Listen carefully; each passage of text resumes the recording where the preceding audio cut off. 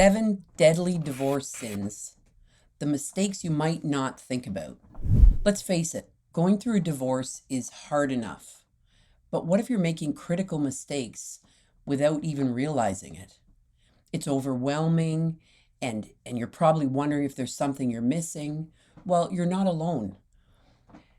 In fact, over 80% of divorces involve at least one major financial mistake leading to long-term hardship. That's a staggering number, and I get it. No one wants to make things harder than they already are. So let's dive into the 7 biggest pitfalls and figure out how you can avoid them before they derail your future. Trust me, you'll want to know what these are.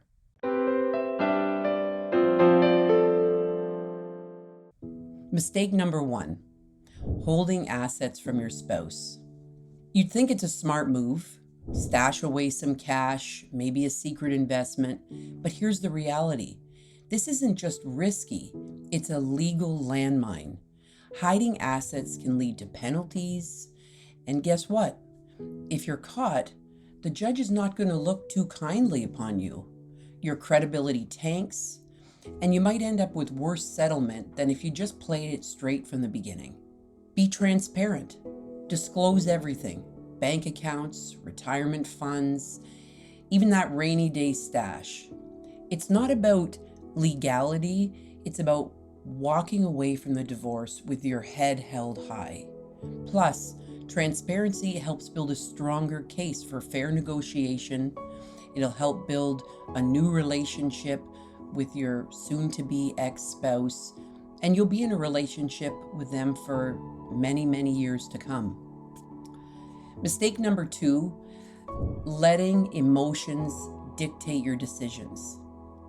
Divorce is emotional. I get it. It's easy to get swept up in a tidal wave of anger and resentment and sadness and heartbreak. But here's the thing, making decisions based on emotions is like trying to drive blindfolded. You're gonna crash. Spiteful decisions like fighting over the house or dragging out the process just so you can win will end up hurting you more than anyone else. And what's the example that you're setting for your children?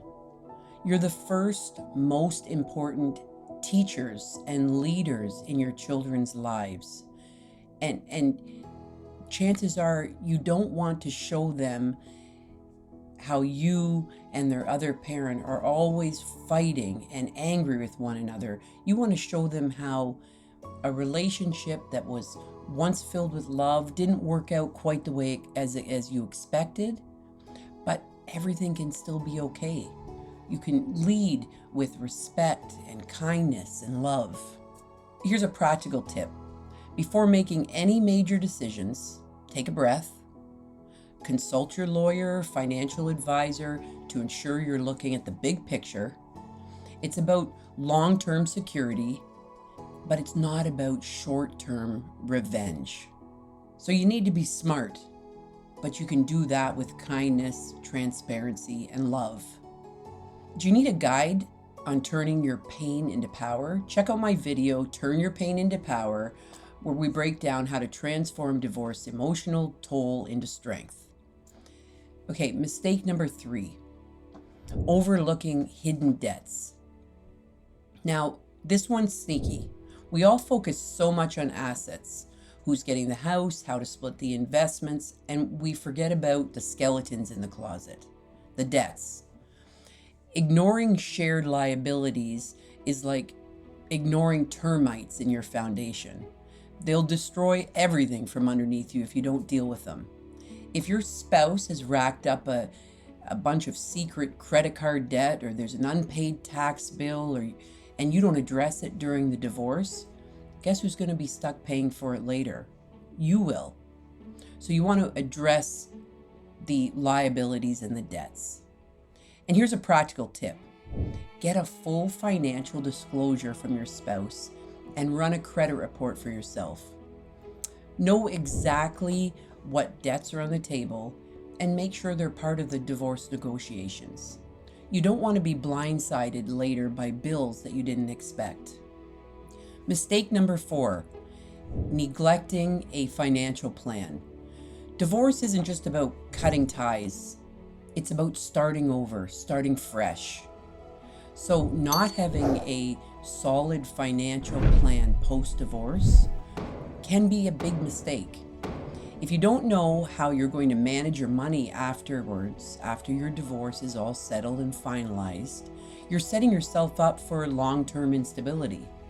Trust me, no one wants to get through the emotional upheaval of divorce only to be met with financial disaster. And here's a practical tip. Before the divorce is finalized, you can work with a financial planner. Set up a budget for yourself, plan for future expenses, and ensure you have a clear understanding of your new financial reality. Whether it's spousal support, child support, or simply living on a single income, knowing what's coming up and being prepared will make a huge difference in your life. Mistake number 5, using children as leverage. Let's talk about a mistake that I see in my work far too often.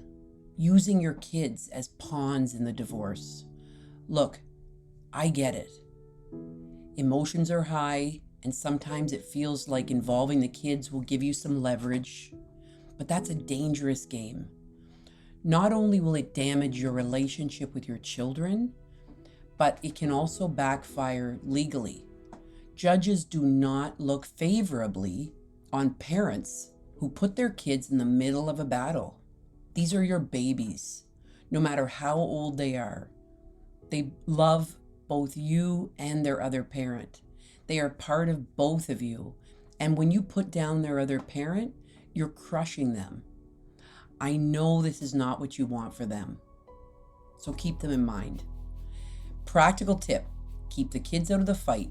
No matter how frustrated you are or how hurt you are, their well-being has to come first. Stick to co-parenting, stick to the strategies, stick to prioritizing your kids first, and remember that their emotional and physical well-being and stability is just so important. Your future relationship with them is far more important than any divorce battle. And they have the right to love both parents. Mistake number 6, refusing mediation or refusing to compromise. Now, let's talk about stubbornness. Refusing mediation or compromise is like insisting on driving straight into traffic just because you're sure you have the right of way. Well, you might be technically right, but you're still going to end up in a wreck. Mediation is there to help you and your spouse find a middle ground without dragging everyone and everything through a courtroom for months and months or even years.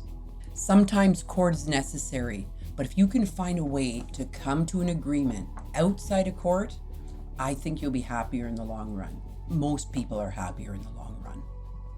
Now, practical tip, be open to mediation and compromise.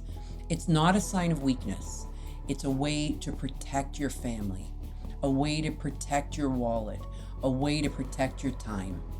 Work with professionals who can help both of you find a fair resolution without turning it into an all-out war.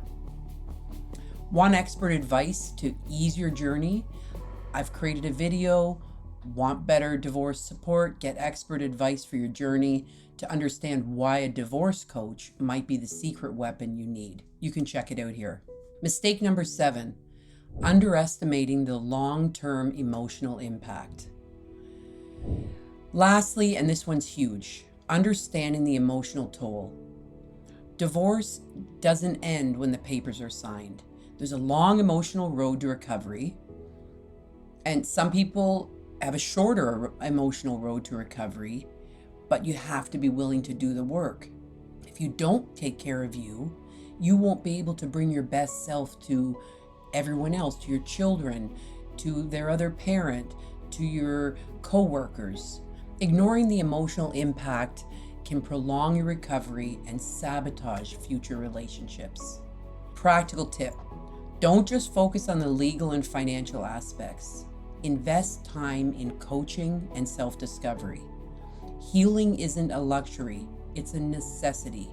Surround yourself with people who support you, who make you feel good, who make you happy, who make you laugh and smile. And don't be afraid to seek professional help. So there you have it, the 7 deadly sins of divorce, each one capable of derailing your future if you're not careful. With dedication, thoughtful planning, and the right focus, you can position yourself among the 20% of divorcees who successfully avoid these detrimental mistakes. Avoid these pitfalls. Make smart decisions. And remember, your future is worth protecting. Your family is worth protecting. Your kids are important. You've got this. Take the reins, play smart, plan smart, and steer clear of these costly mistakes. If you're looking for support, you can find me at thecreativedivorce.com or schedule a call here, and let's begin your journey of self-discovery together. You can create a wonderful, happy life. I believe in you, and I know that divorce does not have to define our life. It can be the beginning of discovery and learning and growth. And in this very short life that we have, you can create a life that you love and that you are excited about living.